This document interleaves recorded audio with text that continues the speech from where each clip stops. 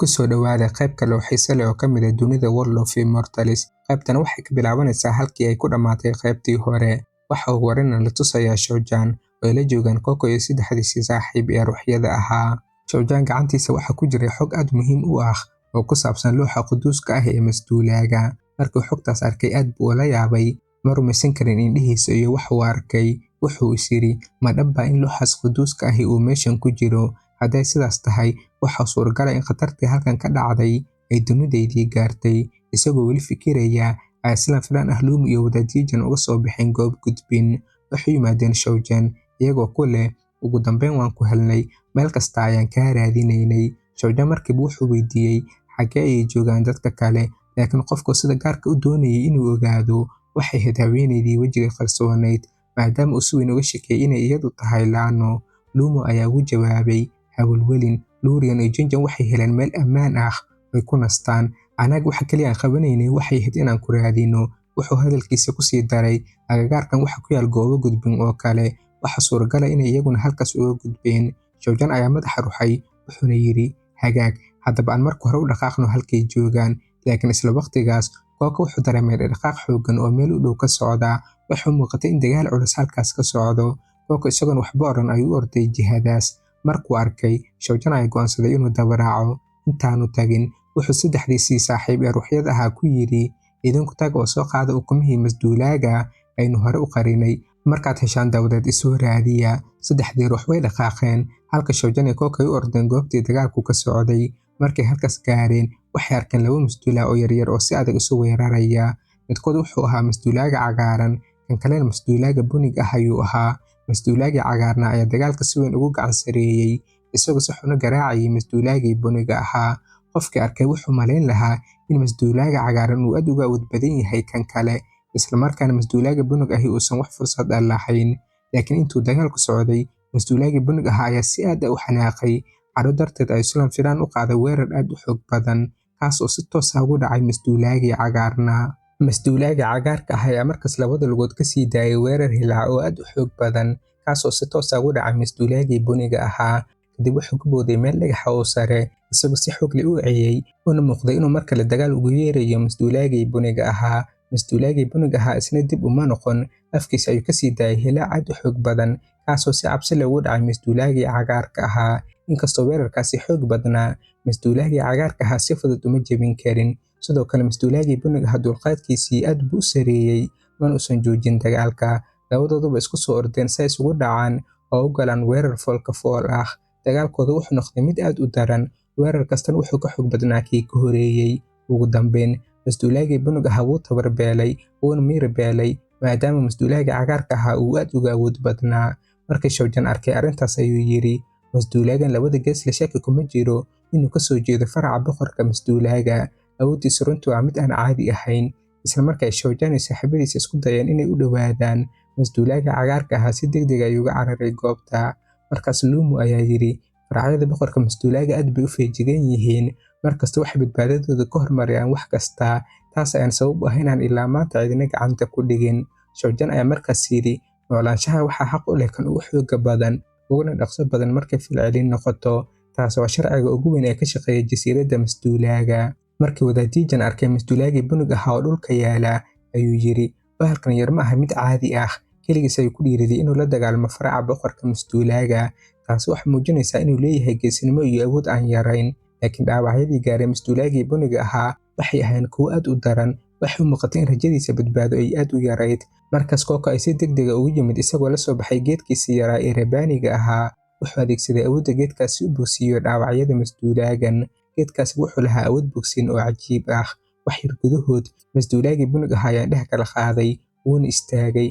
Markuu xoogaa soo kabanayay, ayuu damcay inuu iska tago. Isagoo madaxa kor u haya ayuu yiri, caawimaad cidina uguma baahni. Markuu hadalkaas yiri, Shoujan iyo Koko si yaab leh isu eegay, iyagoo la dhacay kibirka iyo madaxadayga uu muujinayay masduulaagan yar. Shoujan ayaa markaas Koko ku yiri, haddii qofkuusan doonaynin in la caawiyo, adiguna ha ku qasbin caawimaadaada. Kadib wuxuu eegay masduulaagii yaraa oo sii socday, wuxuuna yiri, waxaan rajaynayaa oo keliya in masduulaagan madaxa adag uu si uga badbaado khataraha hortiisa yaala. Inkastoo fursaddiisu yar tahay, haddana rajadu mar walba way jirtaa. Intaas kadib, muuqaalka isu beddelay meel kale oo ku taala kaynta, halkaas oo ay ku sugnaayeen Jinjan iyo Lurian. Lurian ay Jinjan ku tiri, sidaan ognahay waxaad ka mid ahayd hogaamiyaasha ugu muhiimsan ee ururkan dhiman, xitaa waxaa la filayay inaad mustaqbalka hogaamiyaha noqoto. maadaama Jinjan muddo dheer la weysan yahay, waxaa hubaal ahayd in xubnaha ururkeeda ay durba bilaabeen raadinteeda. Lurian ayaa haddana weydiisay, haddaba ii sheeg maxaad ku ogaatay meeshan? Jinjan ayaa ku jawaabtay, maadaama awoodeydii la xidhay, si fiican uma dareemi karo waxa hareerahayga ka dhacaya. Wax kaliya aan hadda awoodi karo waa inaan ogaado meelaha cuntada laga heli karo.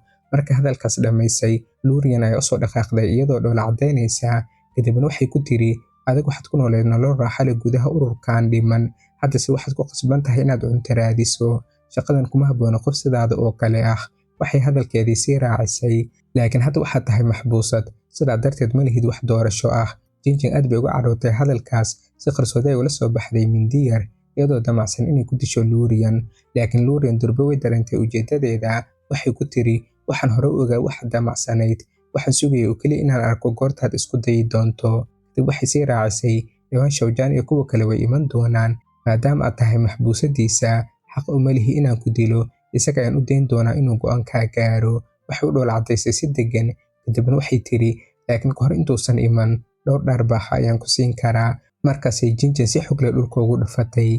Jinjan iyadoo xanaaqsan ay ku qaylisay, haddii aad geesi tahay ii dil, ha isku dayin inaad i dulaysato. Jinjan ayaa iyadoo xanaaqla gariiraysa ku tiri Lurian, haddaad rabto inaad i disho, hadda i dil, laakiin haddaan mar un dib u helo awoodeydii, waxaan ku dhaaranayaa inaan ku dili doono, marnaba kuma naxariisan dooni. Lurian ayaa si degan u qososhay, dabadeedna waxay ku jawaabtay, haddaan si fudud kuu dilo, maxaan ugu jawaabi doonaa walaalahaygii adiga dartaa loo laayay. Hal qorsho dejisay darteed ay naftooda ku waayeen, geeridooda ma ahan wax la iloobi karo. Isla markaas, Lurian wax maqashay codka dadka soo socda. Waxay ahaayeen Shawjaan, Jinjan iyo Lumo. Markay soo gaadheen, Lurian ayaa u dhoola cadaysay oo tiri, waad timid, wax weyn ma samaynayn, meesha un baan hagaajinaynay oo waxaan caawinayay Jinjan oo dhulka masaxaysay, saad si degan ugu nasataan. Socod dheer aad soo gasheen, waadna daasheen. Kadib waxay u yeertay Coco si ugu soo dhawaado, laakiin Coco halkii uu iman lahaa dib ayuu u cararay. Isla waqtigaas, Jinjan ayaa istaagtay. Marka Shawjaan arkay wejigeedii sida ay u taagnayd, wuxuu qalbigiisa ka dareemay in wax ay dhaceen, inkastoosan cidina wax ka weydiin. Muuqaalka ay markaas isu bedelay meel kale, waxaana la tusay saddexdii ruux ee saaxiibada la ahaa Shawjaan, kuwaas oo gaadhay halkii lagu qariyay ukumihii masduulaaga Hilaaca. Markay doonayeen inay qaadaan, waxay arkeen in mid ka mid ah ukumaha uu bilaabay inuu iftiin bixiyo. Waxay u muuqatay inuu qarka u saaran yahay inuu dilaaco. Iyagoo ukuntii wata ay dib ugu noqdeen Shawjaan. Markuu arkay ukunta ifaysa ay si yaab leh u yidhi, maxaad samayseen? Ukuntana waxay muuqataa inay dilaacday. Saddexdii ruux ayaa markiiba isku mar ku jawaabay, maya, anagu waxba kamaanan yeelin, xitaa ma taaban ukunta ayay dheheen. Isla markii Coco u soo dhawaaday ukunta, dhaqdhaqaaqii ka dhex jiray ay sii xoogaystay. Ukuntii ay si xooggan u gariirtay, iftiinkeeduna wuu sii kordhay. Markuu taas arkay, Jinjan ayaa yidhi, tani waa calaamad muujinaysa in ukuntu dhawaan dilaacayso. Shawjaan ayaa madaxa ruxay wuxuuna yidhi, hadday sidaas tahay, weli waqti ay u baahan tahay, intay dilaacayso aynu halkan ku yara nasano. Lumo ayaa dhoola cadeeyay isagoo yidhi, runtii waan u baahannahay nasasho, socod iyo dagaallo isdaba ayaan kusoo jirnay muddo dheer. Ugu dambeyn waxaan helnay fursad aan xoogaa ku nasano. Laakiin isla markaas, Lumo wuxuu dareemay waxyaab leh oo meesha ku saabsan, taas oo u muuqata inay qarinayso sir aan weli la ogaan. Markii Lumo hadalkaas yidhi, dhammaan dadkii meesha joogay way la yaabeen. Habeenkii ayaa la gaaray, waxaana la tusayaa Jinjan, Shawjaan iyo Lumo oo guriga dushiisa saaran. Jinjan iyo Lumo waxay cabayeen khamri, iyagoo sheekayo qosol ku jira. Lumo ayaa yidhi, ma garanayno wax beri ina sugaya, ma naqaan wax wanaagsan ama waxa xun ee dhici doona, mana ogin sida ay nolosheenu isu bedeli doonto. Sidaa darteed, waxaan qabaa in wax ugu fiican ay tahay in qofku mar walba faraxsanaado oo ku raaxaysto waqtiga uu haysto. Jinjan ayaa isagoo dhoola cadaynaya ugu jawaabay, runtii waxaad leedahay hibo gaar ah.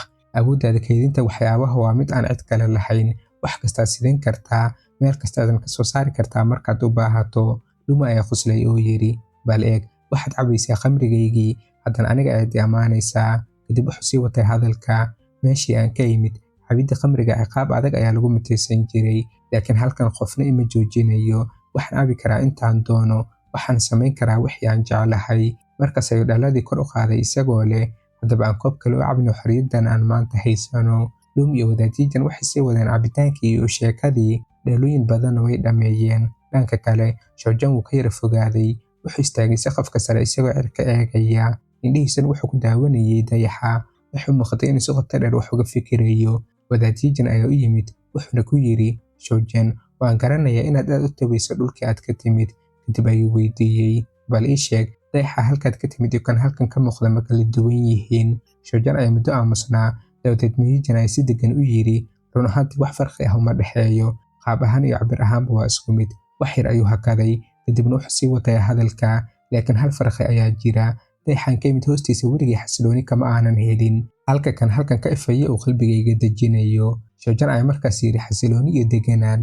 Wadaadjijan ayaa si deggan u dhoola caddeeyey wuxuuna yidhi, xasiloonida laguma helo welwelka berito ee waxaa laga helaa ku raaxaysiga maanta. Mar walba waddo ayaa jirta, waxa kaliya loo baahan yahay waa in la helo. Kadib wuxuu sii watay hadalka, aniguna waqti badan ayaa khasaarin jiray anigoo ku jira welwel iyo murugo, laakiin hadda waxaan bartay in qofku uusan lumin rajadiisa. Markaasuu istaagay isagoo eegaya iftiinka dayaxa, wuxuuna yidhi, waxaa la yidhaahdaa waqtiga ugu habboon ee lagu tababarto fanka dagaalka waa habeenkuu dayaxu ifayo. Markuu hadalkaas dhammeeyay isu diyaariyey inuu bilaabo tababarkiisa, iyadoo iftiinka dayaxa ku dul dhacayo jirkiisa. Halkan ay ku dhammaanaysaa qaybta 41aad. Asxaabta sharafta badan, like una saara muuqaalka. Haddaad nagu cusub tahayna nagu soo biir, waad ku mahadsantihiin daawashadiina.